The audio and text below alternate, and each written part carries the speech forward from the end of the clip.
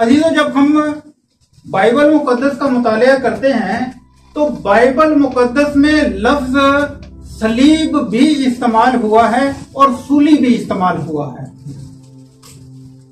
Bible में लफ्ज सूली भी इस्तेमाल हुआ है और सलीब भी इस्तेमाल हुआ है। अब हमें यह समझना है कि क्या सूली लफ्ज मसीह यसू के लिए इस्तेमाल हुआ कि नहीं हुआ। मसीह यसू के लिए जो लफ्ज इस्तेमाल हुआ है वो क्रॉस ही इस्तेमाल हुआ है, सलीब ही इस्तेमाल हुआ है। मसीह यसू के लिए सूली लफ्ज कहीं भी बाइबल में इस्तेमाल नहीं हुआ। सूली लफ्ज इस्तेमाल हुआ है बाइबल में, और सूली लफ्ज बाइबल में आस्तर की किताब में हुआ है। वहां पर दो करैक्टर हैं, एक था हामान और दूसरा था मुर्दकै। हामान क्या करता है कि वो बहुत अमीर आदमी होता है और बादशाह की नजर में बड़ा मकबूल होता है और बादशाह का दोस्त होता है। और जब वो शहर से गुजरता है तो क्या होता है, सभी लोग उसको सजदा करते हैं, लेकिन मुर्दकै जो होता है वो उसको सजदा नहीं करता। वो अपनी खुदी का इनकार कर देता है और अपने खुदा को ऊंचा मकाम देता है। हालेलुया।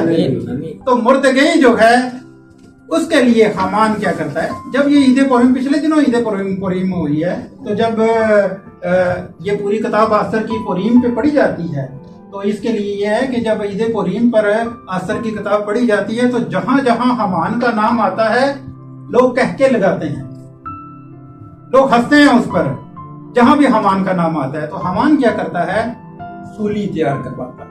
सूली का लफ्ज आस्तर की किताब में आया है, जबकि सलीब का लफ्ज जो है वो मसीह यसू के लिए इस्तेमाल हुआ है। हम अपने गीतों में भी सूली लफ्ज इस्तेमाल करते हैं। आज मैं आपको सूली भी बताना चाहता हूं कि सूली दरअसल क्या थी। सूली सूल से है, कांटे से है।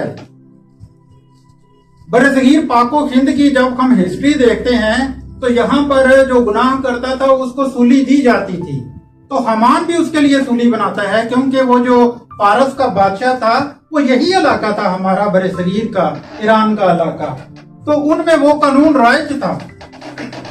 तो हामान जो है वो सूली तैयार करता है। अब मैं सूली बताता हूँ, सूली होती क्या है।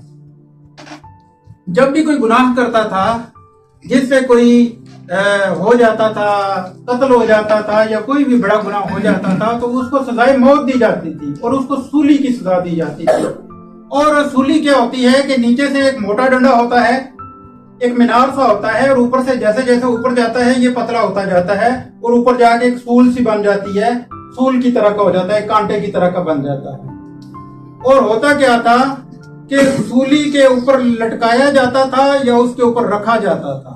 रखा इसलिए कि उसको उसके ऊपर बैठा दिया जाता था और वो सूली उसके जिस्म के एक हिस्से से जाती थी और उसके सर के जरिए से वो सूली पार होती थी और उसका जिस्म दो टुकड़े हो जाता था। या उसको दूसरे तरीके से सूली के ऊपर रखा जाता था और उसके जिस्म के आर पार हो जाती थी सूली, और सूली के जरिए उसकी डेथ हो जाती थी। लेकिन जो लफ्ज हम मसीह यसू के लिए यूज करते हैं वो सूली नहीं करते। गीतों में भी हम लोग सूली पंजाबी के गीतों में यूज करते हैं, तो सूली नहीं इस्तेमाल करना चाहिए। मसीह यसू के लिए सलीब ही है, क्रॉस की है, क्योंकि मसीह यसू को क्रॉस के ऊपर लटकाया गया है। सूली और सलीब में ये फर्क है। सूली भी लफ्ज इस्तेमाल हुआ है बाइबल में और सलीब भी इस्तेमाल हुआ है। तो मसीह यसू ने क्या कहा, जो दूसरी बात हम सीखने वाले हैं वो है कि अपनी सलीब उठाओ और मेरे पीछे हो लो।